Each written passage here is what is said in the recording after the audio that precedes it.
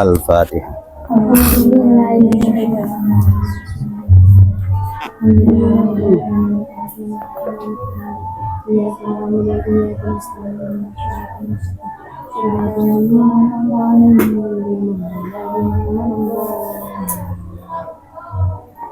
Bismillahirrahmanirrahim. Alhamdulillahirabbil alamin, nahmaduhu wa nasta'inuhu wa nastaghfiruh. Wa na'udzu billahi minasy syururi anfusina wa sayyiati a'malina. May yahdihillahu fala mudilla lahu wa may yudlil fala hadiya lahu. Asyhadu an la ilaha illallah wahdahu la syarika lahu wa asyhadu anna Muhammadan 'abduhu wa rasuluhu la nabiyya ba'dahu. Allahumma salli ala sayyidina wa maulana Muhammadin Allahumma sholli wa sallim wa barik wa ala alihi wa ashabihi ajmain, amma ba'd. Wa ini ghturifa mongko lamun den ciduk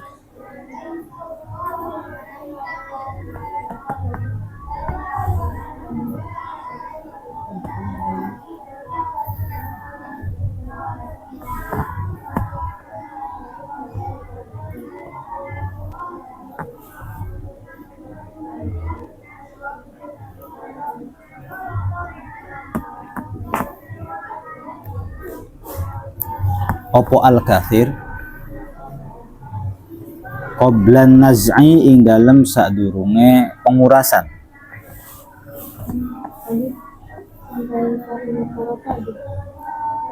Iya, fa ini ghturifa. Tapi bacanya pakai mami majhul. Bener nggak? Fa ini ghturifa mongko lamun dan ciduk opo al-kathir qoblan naz'i ing dalem sadurunge terkuras.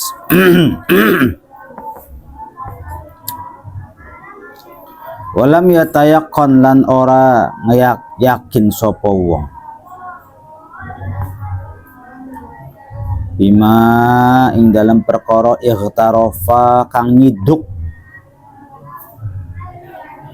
Bahasa Arabnya gayung itu mighrafah. Bima ing dalam perkara ightarafa kang nyiduk sapa wong hu ing ma sya'ran ing rambut, lam yadurru atau lam yadurra mongko ora bahaya opo ightiraf. Wa indonna lan senajan nyana sapa wong hu ing sya'ran amalan krono ngamali bitakdimil asli kelawan dinginake kang asal ala zahiri ing atase kang zahir. Ini kita masih membahas tentang najis yang ada di dalam sumur. Sumur mata air, atau sumur itu airnya nanti bisa meningkat kalau misalnya ada hujan meresep ke tanah, lalu akhirnya tersaring sama tanah tuh, akhirnya jadi bersih, bukan najis ya, jadi bersih. Makanya air-air sumur tuh pasti bersih, meskipun kemasukan air hujan yang keruh. Kenapa? Karena tersaring sama tanah. Kalau air keran misalnya ada saringannya nanti bersih, nanti kayak keruhan-keruhannya, kayak kotoran-kotorannya itu pada hilang karena saringan itu ada yang pakai kerikil, jadi keruhan-keruhannya itu nempel nanti. Ada yang pakai ya kerikil dari yang besar kecil gitu. Makanya di shower tuh ada shower yang pakai batu gitu. Shower terus di dalamnya ada batunya. Di sini air, keluarin ke sini, tersaring dulu di sini nih. Akhirnya keluarnya itu bersih. Begitu juga yang terjadi pada air sumur. Jadi kalau air sumur kalau hujan di sini kan penuh. Iya kan? Dari mana coba? Ya dari sini tuh. Hujan. hujan. Jadi kalau ada air hujan di situ tuh udah seneng kita, ada air hujan di Klesut. Nanti ngalirnya ke sini, ke sumur. Bukan maksud gini. Air hujan semua meresap ke tanah intinya sih. Terus kumpul di dalam tanah tersebut, di dalam tanah itu isinya air. Terus ngalir ke sumur-sumur. Begitulah cara Allah untuk membuat manusia dan makhluk tetap hidup. Kalau sudah tidak ada hujan, tidak ada air, ya fantadiri sa'ah. Maka ya sepertinya nggak lama gitu. Yang satu hari nggak ada air, dehidrasi kita. Dehidrasi itu ya kekurangan cairan. Makanya habis makan butuh minum, capek butuh minum, mandi butuh air, nyuci baju butuh air. Ya karena wa khuliqa minal ma'i kulla syai'in hayyin. Wa khuliqa, dan diciptakan minal ma'i dari air, kullu syai'in hayy, segala sesuatu yang hidup itu tercipta dari air. Jadi nanti dengan sendirinya air sumur itu berlimpah juga kalau adanya hujan. Tapi masuk emang kan air hujannya keruh, udah butek begini, kayak mochaccino. Emang ke sumurnya jadi bersih. Jadi aliran air meresep ya kan ke tanah, masuk ke sumur tuh tanahnya udah pada hilang karena tanah akan bercampur lagi dengan tanah. Tanah akan bercampur lagi dengan tanah, sefrekuensi. Nanti airnya akan bercampur dengan air, ya sefrekuensi cuma. Bukan alam aja yang begitu, manusia juga begitu. Orang toksik nanti ketemu sama orang toksik lagi. Segimana dipisahinya juga ketemu lagi gitu. Nah kalau kita ingin tidak bertemu dengan orang-orang zalim, kitanya jangan zalim. Ya nasihat moral ini.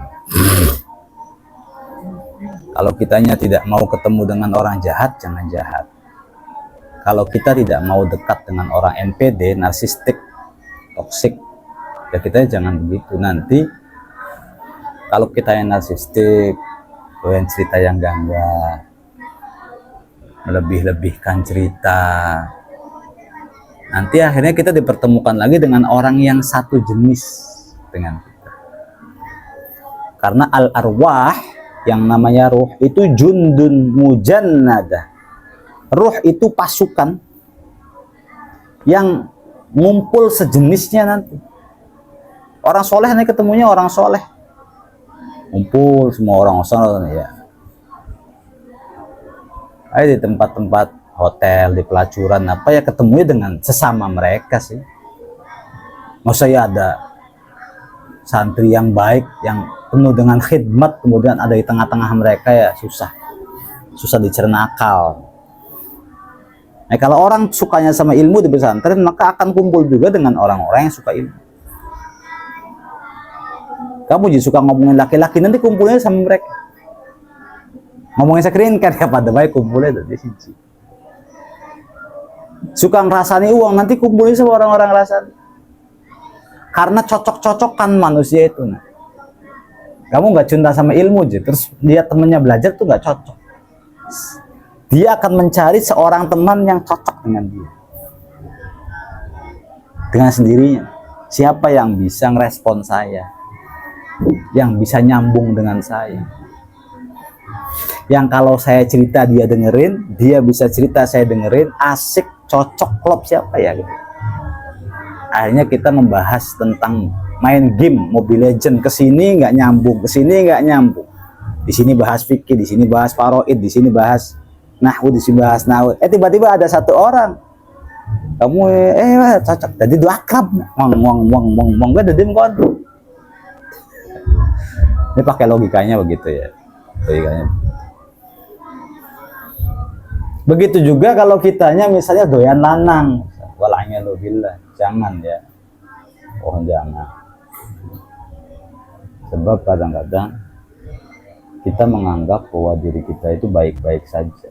Padahal ma'ra'ahul muslimuna qabihan fahuwa indallahi qabihun. Padahal orang lain sedang membicarakan aib kita. Tapi kita yang menganggap kita baik-baik saja, padahal sedang dalam rapat dan pembahasan nama kita, cuma kitanya nggak tahu. Dan andaikan kita mendengar pasti sewot banget. Tapi kita tidak bisa memperbaiki ghibah mereka, pembahasan mereka tentang kita. Kita marah-marah, jangan bahas saya, jangan sebut nama saya, apa ya, susah. Kitanya yang harus memperbaiki diri agar pola pikir orang-orang yang nonton kita pun berubah, berjalannya dengan perubahan kita. Kita suka aja ngomongin, bahas tentang laki-laki, bahas tentang anak mudaan, misal ya, suka pacaran, suka ini. Dia ketika cerita sama orang yang misalnya ahli Quran yang nggak nyambung, tapi ahli Quran beneran ya, ahli Quran beneran pada bayang ada dia. Apa yang dia sukai dan apa yang saya sukai kok sama, itu bisa berpotensi menjadi seseorang akrab. Maka dilihat teman kita. Teman kita adalah cerminan kita. Apa yang suka dibahas oleh teman kita dan kitanya cocok, berarti sebenarnya kita pun suka membahas dengan dia.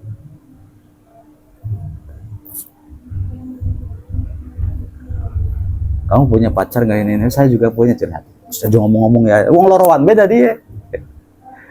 Senangnya ngobrol wong lorowan, menyimpan rahasia pribadi mereka berdua tanpa ada orang lain yang tahu. Kecocokan mereka hanya mereka lahap sendiri, kecocokan mereka hanya mereka makan sendiri. Seakan-akan mereka adalah circle dan kelompok yang paling asik, yang paling baik. Berkedok dengan keakraban dan persahabatan, tapi semu karena persahabatan dan keakraban mereka dibangun bukan karena Allah Azza wa Jalla. Nanti ketika lulus, santrinya cocoknya sama santri. Santri kang doyan demenan ya cocoknya sama santri yang doyan demenan.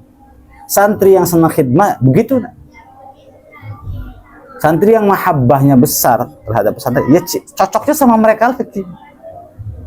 Jadi kalau kita ingin mengetahui siapa kita, sebenarnya gampang. Kita lihat teman dekat kita itu siapa.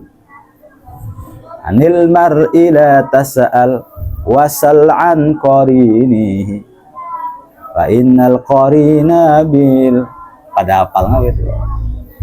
Anil mar'i, tentang seseorang, la tas'al, nggak usah kamu banyak tanya, wasal an qarini, kau perhatikan aja teman dekat. Fa innal qarina bil muqarani tadi, karena antara seseorang dengan temannya itu pasti ada kesamaan. Kenapa mereka bisa cocok? Tidak akan mungkin teman yang ahlul haq kemudian dia berteman dengan ahlul batil, susah. Kecuali memang salah satunya itu ada kesamaan. Ya preman ya cocoknya sama preman yang ngobrolnya karo santri ya. Kecuali kalau premannya mau taubat jadi santri atau santrinya pengen insaf jadi preman. Kalau ada tujuan ke arah sana ya sudah. Karena itu yang namanya teman itu punya pengaruh besar. Hati-hati ketika kita berteman dengan seseorang. Apa yang menjadi pembahasannya, apa yang menjadi ceritanya. Ya, suka ghibahnya, suka ngomongin orang itu serius, itu nular. Kalau nular, lalu kita menjadi buruk dengan suka ngomongin orang karena seseorang, nanti tanpa sengaja apabila kita bertemu dengan ahli ilmu, dengan sendirinya ahli ilmu nggak cocok. Ya kita kan karena sering ketemu sama tamu gitu. Ya ada yang nyambung, ada yang nggak nyambung. Tapi banyak yang nggak nyambungnya, tiba-tiba ngebahas orang, tiba-tiba ngomongin orang, tiba-tiba ngebahas wali santrinya anuan. Misalnya tetangga nih, wah itu mah gitu Pak Ustadz ini. Saya nggak nanya.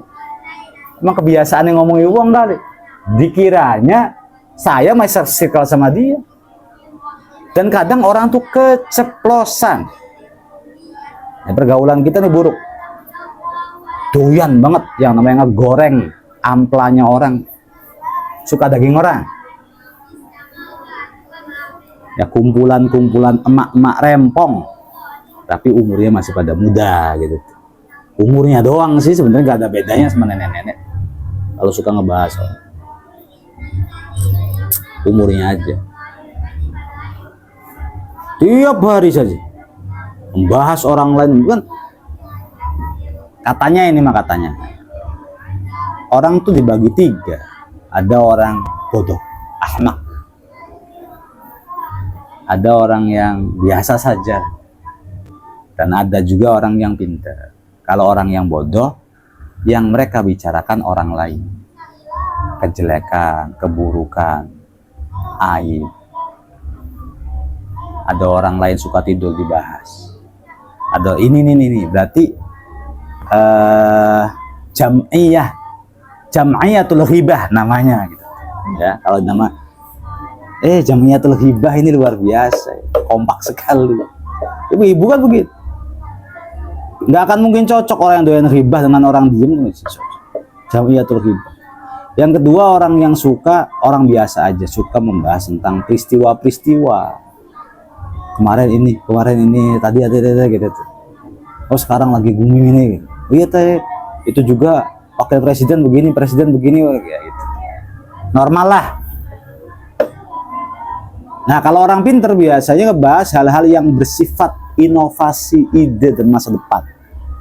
Gimana caranya biar ini, biar dagangannya laris, biar ini, biar itu, biar ini. Itu aja yang dibahas. Ngebahas ke depan. Orang jahil ngebahas ke belakang. Ngebahas orang yang nggak ada untungnya bagi kita. Lah kita kumpul dengan mereka, dipastikan kita akan berubah menjadi orang tersebut. Klop persis. Dan kita akan dibikin malu apabila sudah tidak lagi kumpul dengan circle itu. Tiba-tiba aja kitanya udah biasa kan, udah biasa suka ngomongin orang, jarang ngomongin inovasi, jarang ngomongin ide, jarang ngomongin masa depan, jarang omongan-omongan yang bersifat membangun tuh jarang. Emang setiap hari kebiasaan. Kata orang tuh hidup dari kebiasaan. Kebiasaannya emang suka ngomongin orang, suka ngeluh, ngomongin bakti. Dia keluar dari pondok, dia nggak bisa kumpul sama orang-orang jenius tuh, nggak nyambung. Kadang mikir kenapa sih dia yang ngejauhin saya? Nggak sadar di dalam dirinya itu ada sesuatu. Cuman orangnya nggak pengen ngomong. Sama aja kayak kamu ngobrol sama orang bau mulut, gimana coba? Wush, kan nggak enak ngomongnya kan? Pasti ngehindar dengan sendirinya. Atau kamu tidak akan bertanya apa-apa sama dia biar dia diem. Oh, luar biasa. Parfumnya, misik internasional. Akhirnya agar membuat dia diem, kita yang nggak nanya. Setiap dia ngomong mengkel maning gawai. Karena bau ceboran sih misalnya. Tapi apakah kita berani negur? Enggak. Lah bagaimana perasaannya si mutakallim atau si pembicara, andaikan dia tahu dia dijauhi disebabkan karena bau mulut? Sakit. Iya kan? Begitu juga andaikan ada seseorang yang menjauhi kita tiba-tiba. Tanpa ada teguran, tanpa ada omongan, tanpa mengkritik kita. Kita nggak tahu kok, bisa-bisanya saya lagi deket sama dia, dianya kok kayak nggak cocok sama saya. Saya sudah cerita banyak hal, berusaha untuk menjadi orang asik, berusaha untuk menjadi orang yang happy, berusaha untuk menjadi orang hibur, kok kayak nggak suka ya sama saya. Kenapa sih kok mainnya sama dia, cocoknya sama dia, nyapanya sama dia, ngumpulin sama dia. Dia nggak sadar bahwa fi nafsihi syai'un, di dalam dirinya ada sesuatu yang dianya nggak sadar. Nah, sesuatu yang dia bawa pada dirinya itu adalah kebiasaan masa lalu yang suka ngomongin orang, suka ngebahas orang, sehingga di masa depan kita tidak akan cocok dengan orang-orang yang levelnya berada di atas kita. Kita akan cocok dengan orang-orang yang sesama jenis. Kambing main dengan kambing kan? Nah, kambing main dengan curut nggak ada ceritanya. Kambing main dengan kambing. Kambing nggak bisa main dengan onta. Nggak bisa main dengan singa.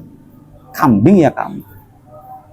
Tikus ya tikus. Kau suka membicarakan orang lain, maka kau akan hanya bisa cocok dengan orang-orang yang semodel dengan.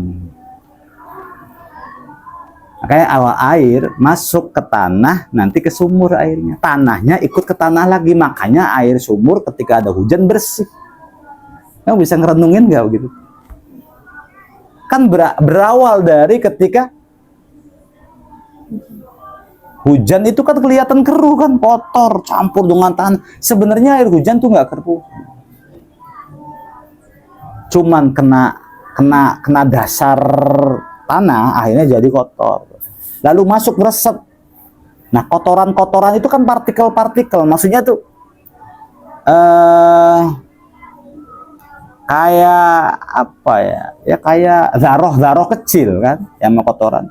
Jadi kotorannya nyerap kemana? Ke tanah yang di dalam. Airnya tinggal ngeres ke sumur. Jadi sumur lihat, bening ya. Air mana? Air hujan. Nggak mungkin air hujan, orang hujan kotor. Ya itu air hujan namanya. Itu namanya air. Makanya air sumur yang ada di samping laut, di kayak Jatimerta. Jatimerta tuh air aslinya asin. Karena kemungkinan bisa jadi serapan dari laut. Meresep. Jadi akhirnya air ketemu dengan air lagi, bening jadinya. Nanti yang dibawa oleh air, partikel-partikel yang kotornya itu, nanti akan nyangkut di tanah. Tanah ketemu tanah, air ketemu air. Itu tuh dengan sendirinya. Begitu juga manusia, al-war'awah jundun mujannada. Maka ini berkali-kali mungkin ya, Abi kasih tahu. Seseorang harus bersiap-siap untuk menjadi orang yang punya kelas. Baik di mata Allah atau di mata manusia. Orang pinter itu sebenarnya cocok di depan orang pinter dan cocok di depan orang yang jahil. Tapi orang jahil tidak akan mungkin cocok di hadapan orang pinter. Si jahil akan tetap berkelompok dengan orang jahil. Kamu udah ngaji jadi santri, nah sifat-sifat jahiliyahnya hilang. Sifat-sifat jahiliyahnya hilang. Terutama ketika memang suka membahas-bahas orang. Kalau emang kita punya teman seperti itu, dikit-dikit lah, dijauhin dikit-dikit. Dikit-dikit ngehindar, Jangan dikit-dikit dikeluh kesahkan, dikit-dikit dikeluh kesahkan. Pengurus tidur diomongin, nggak baik. Gitu. Kamu jadi pengurus belum tentu bener juga, kamunya juga kan gitu. Sudahlah, nggak usah dibahas mateng-mateng. Pengurus ada yang main handphone disuudonin. Ada pengurus yang lupa untuk merawat orang sakit, dibahas lagi. Ini sih biasa penyakit santri ya. Karena emang Abi juga pernah menjadi santri. Tapi bagaimana caranya? Soleh itu bukan tentang pengurusnya. Diri kita nih soleh. Iya, bukan tentang pengurus. Kitanya tuh kayak gimana? Ketika ada seorang istri, misalnya dia berselingkuh, atau dia pacaran, atau dia buka hijab, atau yang tadinya cadaran dibuka, disebabkan alasannya karena suaminya nakal. Karena suaminya nakal, selingkuh, ya saya jadi ikutan. Ini berarti sosok orang yang dia melakukan dosa disebabkan karena dosanya orang lain. Dia melakukan kesalahan disebabkan karena kesalahannya orang lain. Harusnya bagaimana? Harusnya kalau orang soleh beneran, gimana pun orang tuanya, gimana pun mertuanya, gimana pun kakaknya, gimana pun iparnya, gimana pun lingkungannya, gimana pun suaminya, senakal apapun, sebejat apapun, soleh itu saya. Gitu loh. Soleh itu saya. Bukan saya lampiaskan dendam dengan melakukan sebuah keburukan, buka cadarnya. Misal yang bersadar, buka hijabnya, lalu joget-joget, sekalian bela nakal-nakal sekalian, balas dendam atas. Lah, berarti kau tidak solehah kalau begitu. Sayyidah Asiyah itu kurang hebat apa kejamnya dan durhakanya Fir'aun kepada Allah Azza wa Jalla. Bayi laki-laki dibunuhin semua. Dia ngaku Tuhan, ya, ngaku Tuhan itu kan Luar biasa. Dosa yang memang nggak ada tandingannya. Ngaku Tuhan gitu loh. Ngaku khaliqus sama'i wal ard wa khaliqus syamsa wal qamar. Ngaku ini mah. Siapa yang paling bejat di antara kita? Siapa yang lebih hebat dan siapa yang lebih bejat dari Bapak? Oh iya, nggak ada orang aku Tuhan. Mending lah kalau maksiat kecil, suka bohong, suka ini. Mau ngaku Tuhan udah kegila-gilaan. Tapi istrinya Sayyidah Asiyah itu nggak juga ngaku Tuhan. Oh, karena suami saya ngaku Tuhan, saya juga ngaku lah malaikat Jibril. Nggak begitu Sayyidah Asiyah. Suaminya bengis, suaminya kejam, suaminya membunuh setiap bayi laki-laki.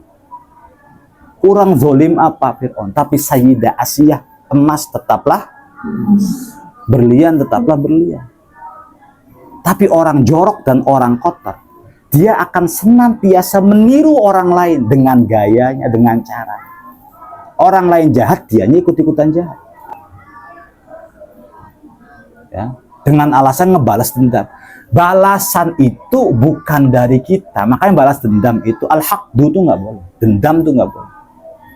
Nggak baik. Lalu kita berusaha untuk melampiaskan dendam kita kepada seseorang. Artinya kita berusaha agar orang tersebut tersiksa ulah kita. Tidak ada balasan kecuali balasan itu dari Allah Azza wa Jalla. Kita sih tugasnya kita baik ibadah. Orang berprinsip begitu, jangan karena orang lain rusak lalu kita ikutan rusak. Kan gitu. Jangan karena suami nakal kita jadi ikutan bandel. Ya berarti ente itu sebenarnya emang aslinya itu emang bandel asli. Aslinya emang bandel. Tapi lagi berusaha pakai topeng di depan suami baik. Lalu suami ketahuan minum, main obat-obatan terlarang, main perempuan. Hanya kau mengatasnamakan tidak tahan, tapi ternyata bukan mengatasnamakan tidak tahan. Kedokmu terbuka, ternyata engkau adalah buruk rupa. Yang sementara ini menjadi orang yang pakai topeng. Begitu. Jadi kalau misalnya kelak kita ingin menjadi orang yang punya kelas di mata siapapun, Abi ingetin, belajar dari sekarang. Kapan lagi coba kamu bisa belajar? Selain di pondok, kapan lagi? Kau keluar pondok, sudah tidak akan ada kesempatan belajar lagi. Meskipun kita berazam untuk kelak di rumah ngaji. Ya, dusta semua sudah. Di rumahnya ngaji, di rumahnya belajar online, nanti setiap Abi live dusta. Kau bicara hari ini dan kau ingkari sebulannya akan datang. Kau terlena dengan asiknya rumah, kau terlena dengan kemegahan dunia. Jangankan lihat YouTube yang manfaat, ngecat saja enggak misalnya. Ya wis terlena lu, hilang kabeh ilmu tuh. Disitulah kita bisa mendefinisikan berarti ilmu beli manfaat. Tapi ngeklaim jangan ya, berarti itu yang hilang kabeh. Dicari dengan bayar pendaftaran, misalnya, dicari dengan uang bulanan dari orang tua, dicari dengan kesedihan kita pertama kali mondok, dengan kerinduan, kangen, pengen pulang kampung, diperjuangkan dengan puasa, diperjuangkan dengan ngaji, diperjuangkan dengan kitab standby di depan guru, diperjuangkan dengan sholat 5 waktu, doa. Kurang apa usaha kita? Tapi andaikan kita nggak punya ilmu manfaat, bubar kabeh kan. Jangankan yang muin, yang alfiyah, yang imriti, yang mutamimah, kerset belo beli apal, coba bayangin. Ngaji aja tuh enggak. Apakah begitu sosok dan cermin orang yang ilmunya manfaat? Oh, enggak. Demenan maning misalnya. Masa ngerti ilmu agawe demenan, lucu kan sebenarnya ya. Kalau lucu gitu nggak masuk akal. Kalau ilmunya manfaat. Nah, dari itu biasain di pondok nih punya pergaulan circle-nya tuh bagus. Pergaulan berkualitas maka akan menyebabkan kita menjadi berkualitas. Pergaulan yang rusak akan menyebabkan kita menjadi rusak moralnya ya mental. Apa aja yang kaitannya dengan moral dan mental. Saya pengen berubah, pengen berubah itu caranya dua sih sebenarnya. Zahir ya.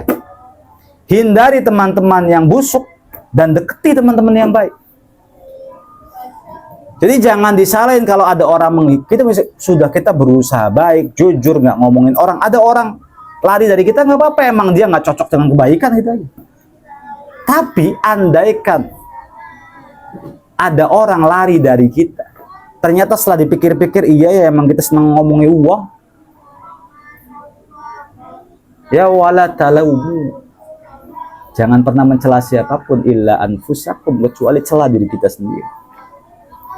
Berarti orang tuh lari itu gara-gara saya ya. Bau mulut saya kali. Yang suka ngomongin orang. Yang suka ngebahas orang. Ya, yang suka mengukur akhlaknya orang lain, padahal kita tidak ada hak untuk mengukur akhlak. Kita nggak punya kapasitas apa-apa. Suudzon sama orang lain, padahal hatinya kita yang buruk. Maka menjadi soleh itu aman. Menjadi soleh itu aman. Nah, ayat-ayat kauniyahnya begitu. Dengan sendirinya air itu masuk ke dalam sumur. Paham kan kenapa ketika hujan itu airnya penuh, yaitu air hujan. Itu nazala minas sama, bukan naba'a minal ard, bukan. Kalau naba'a minal ard udah nggak ada aja ini tuh kayaknya. Iya kan? Udah nggak ada, kosong ini tuh. Harus dibor lagi. Itu tuh nazala minas sama. Tapi kan sumurnya nggak kejatuhan, ada genteng ya. Itu kan bloonnya kita. Dikiranya tuh harus dari cuk gitu tuh. Dari sana-sana, nah. Dari sana-sana bahkan bisa jadi air hujan yang ada di Masjid Watu Belah itu datang ke sini. Air tuh brok. Tanah itu isinya air. Salah satu partikel air. Ya ada tanah warna hitam, ada tanah keras, ada tanah merah. Ada kerikil, isinya batu-batu besar, ada batu-batu wadas. Nah, kalau sudah ke batu-batu tuh biasanya ada airnya. Makanya sumur dibor, isinya apa? Air. Kita kalau bikin sumur ngapain? Ngebor. Ya di dalam tanah itu ada airnya sih. Orang Hasan sama Ibnu ngeduk tanahnya bukit, tiba-tiba airnya keluar. Emang di dalam tanah itu ada air.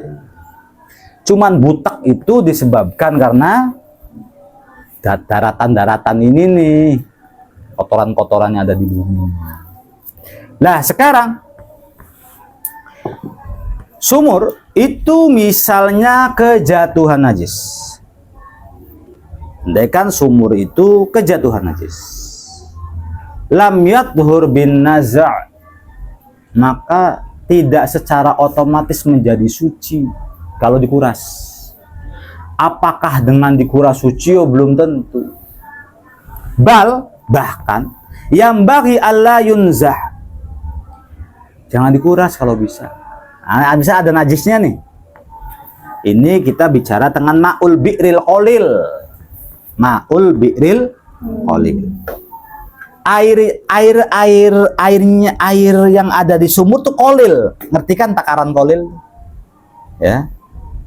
Dunal kullatain itu kolil. Kurang 20 kolil nih airnya nih. Terus bimula qoti najsin, kejatuhan najis. Apapun jenis najisnya itu. Jangan dikuras. Itu Mas. Jangan dikuras airnya. Caranya jangan dikuras.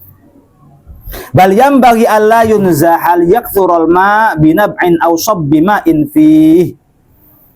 Jangan dikuras. Terus diapain? Dibiarin aja. Lama-kelamaan airnya juga banyak sendiri. Dari mana? Sumbernya terus-terus memancar. Gitu ya. Atau kalau ada air yang sedikit di dalam sumur kejatuhan najis, kemudian tidak keluar sumberannya, maka kita sobuma dong. Ambil ember dari kamar lain, guyur, liyaksur, supaya airnya itu menjadi kullatain. Ngerti kan? Kalau sudah kullatain suci deh. Jadi bukan dengan cara justru kalau dengan cara dikuras masih nab'un, masih manba', masih memancar misalnya. Ya najisnya beli hilang-hilang. Karena najis cepluk gitu ya. Itu ambil airnya, najisnya nggak ke bawah sama ember, kita ciduk airnya, kena ini najis maneng, kan gitu. Maka jangan dikuras, biarkan saja najis tetap di situ, gitu. Nanti kalau pancaran airnya sudah banyak, udah sampai 2 kulah, ya suci dengan sendirinya. Atau kalau airnya kok nggak mancer-mancer, ya kitanya sobuma, ngisi air, wok, sampai 2 kulah, gitu loh ya. Maksudnya. Awil kathir, atau sekarang airnya itu banyak. Bitaghayyurun, air banyak yang berubah. Sama aja kan statusnya. Air sedikit kejatuhan najis tanpa perubahan, normal airnya. Dengan air banyak yang dengan perubahan, itu sama aja. Ya, tiba-tiba kejatuhan apa ya, najis tuh. Ya, najis saja lah, bangkai ta. Atau rambut tikus masih di sini. Lalu airnya banyak, tapi itu berubah airnya tuh. Begitu ya. Airnya itu berubah. Lam yatuhur illa bizawalihi. Maka airnya tidak akan bisa suci kecuali perubahannya dihilangi. Dengan asal, ya terserah, yang penting berubah. Sobima dengan sebanyak-banyaknya kali aja bisa berubah hilang, atau mau dikuras ya barangkali bisa hilang. Fa in baqiyat fihi najasatun kasya'rati fa'rin walam yataghayyar fatahurun, apabila najisnya masih ada seperti apa, rambutnya tikus, walam yataghayyar, dan tidak ada perubahan, fatahurun, maka dianggap suci, gitu. Atau wa ta'azzara isti'maluhu idza yakhlu minhu, atau ya minhu dalwun, atau ada banyak bulunya tikus, kemudian kita ambil air sumur pakai ember, yang mana sepertinya ketika kita ambil air itu sepertinya sih nggak akan layak minhu, embernya tidak akan sepi gitu loh, pasti ada aja rambut yang ikut. Fal yunzah kullu, kalau begitu maka dikuras saja semuanya, gitu ya. Fa ini turifa qabla naz'i, apabila airnya itu diciduk sebelum dikuras, gitu. Airnya diciduk sebelum kuras. Walam yatayaqqan, kemudian dia orang yang menciduk itu tidak yakin terhadap apa yang diciduknya, fi maktarafahu, terhadap apa yang diciduknya, yaitu berupa sya'ron, ada enggak rambutnya nih, karena angel rambutnya, ta'adzara isti'malu, lam yadurra, maka enggak masalah, ya tidak masalah. Wa in dhannahu, meskipun dia menduga kuat, kayaknya sih ketika saya ambil air ke ember tuh kayaknya ada rambut yang ikut deh, itu pun nggak apa-apa, itu ya, itu pun tidak apa-apa. Amalan bitaqdimil asli ala dhahir, dengan cara memakai kaidah mengamalkan yang asal daripada yang zahir. Mau tahu nggak kaidah al aslu muqaddamun ala dhahir, asal itu lebih didahulukan daripada zahir. Ini contoh.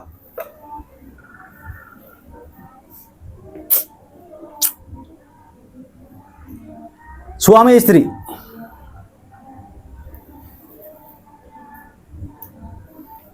Ya, suami istri. Tiba-tiba lahirlah anak perempuan. Suami mengatakan, kok beli mirip Isun ya? Kok beda ya anaknya sama saya? Dia kulitnya putih, anak saya kok saya ireng getang makanya. Sebenarnya keturunan siapa? Kamu zina ya? Ngomong ke istrinya gitu. Enggak mas, kamu zina. Di tes DNA sama suaminya. Ngerti kan di DNA? Ternyata benar coba. Setelah di DNA bukan anaknya sendiri. Berarti istrinya telah berzina sama orang. Nah, kayak anaknya siapa? Anaknya siapa? Anaknya siapa coba? Saya tahu nggak? Anak orang lain. Anak orang lain. Jadi anaknya orang lain. Di tes DNA tuh bener lah sih, biologis anaknya orang lain, bukan darah saya, bukan apa saya ini. Mana coba lihat foto-foto mantan kamu misalnya. Wah liatin mantanin, bilang bayi pada bayi. Pesek-peseknya lo pada bayi misalnya. Wah ya anaknya kian gini, persis di DNA si laki-lakinya nih. Sama coba DNA-nya gennya. Jadi murung besi laki. Pak Ustadz, nanti kalau anak itu si perempuan yang baru lahir, kemudian dia dewasa, lalu dia menikah, walinya siapa? Saya ayahnya bukan, Pak Ustadz. Maka jawabannya adalah ya takdimul asli alal dohir. Mendahulukan yang asal daripada yang dohir. Berarti anaknya siapa dong? Hah? Oh mantannya. Anak suaminya atau anak mantannya? Anak suaminya. Secara zahir tes DNA betul anak dia. Ngerti nggak? Tapi si wanita ini hamil oleh siapa? Oleh dia. Taunya dari mana? Saksinya siapa? Adakah 4 saksi membohong? Nggak ada. Ada nggak CCTV-nya? Nggak ada. CCTV bisa dibuat-buat sekarang. Terus kamu bisa menduga kalau itu anak dia. Tes DNA, apakah tes DNA syariat Islam? Secara zahir betul bahwa si bayi ini anaknya dia. Tapi kelak nanti ketika si bayi ini perempuan mau menikah, yang menjadi wali Anda. Kenapa? Asal suaminya tuh ente je. Iya kan? Wah bukan anak saya. Yuk asalnya kamu, kecuali kalau 06 bulan. Kalau 06 bulan, maka anaknya dia berarti. Tapi kalau setiap hari bersama Anda, pagi, siang, sore bersama Anda tidak bisa membawakan saksi. Misal. Anda pun tidak bisa membawakan bukti bahwa anak tersebut anaknya orang lain. Sesuai dengan ranjang pertama. Maksudnya sesuai dengan ranjang yang sah apa-apa tuh. Jadi kalau saya mati, anak saya yang perempuan dapat warisan. Itu tuh anak Anda, Mas. Tapi masih yakin sih anak nikahan. Ya wis itu zahirnya, asalnya anak ente kan. Iya sih ya. Ya kalau Anda menuduh istri Anda berzina sama orang lain, buktinya jangan DNA. Utu arba'ata syuhada. Saksikan 4 orang saksi. Ada nggak saksinya? Nggak ada. Ada tidak buktinya? Nggak ada. Loh, lakukan. Tapi dicek darah aja. Darahnya nggak ke bapai, malah keselingkuhan. Silakan Anda marah. Secara zahir memang dia itu bukan anak Anda, tapi secara asal dia anak Anda. Dia berada di rumah Anda. Anda yang wajib nafkah. Dia menikah, Anda yang harus jadi wali. Anda mati, dia yang akan menjadi ahli waris. Gitu kan. Apalagi misalnya ada sebuah kaidah, apabila ada seorang laki-laki menzinai seorang perempuan, kemudian hamil, kan bukan anaknya, ya kan? Bukan anaknya. Bukan anaknya si laki-laki yang menghamili ini. Anaknya ya bin ibunya, bin Hindun. Adakah ya nisbatnya seperti yang Isa bin Maryam? Sayyidah Maryam nggak punya suami. Nah begitu juga anak yang dihasilkan dari zina memang nggak punya suami. Ya udah nggak punya suami aja. Maka disinilah kaidah al aslu muqaddamun ala dhahir. Asal itu harus didahulukan daripada dhahir. Kamu berteman lah, pakai kaidah berteman. Ternyata bukti-bukti menguatkan bahwa teman kamu berkhianat sama kamu. Kalau pakainya ini aman nih. Iya kan? Aman. Amannya pun dia teman saya, tapi dia sudah ngomongin kamu dari belakangnya. Itu kan secara zahir saja. Saya mendahulukan asal. Dia tetap teman saya, dia tetap kawan saya. Saya nggak pengen seudon-seudonan. Itu kaidahnya orang Islam tuh. Mendahulukan sesuatu yang asal daripada yang saya wallahu a'lam.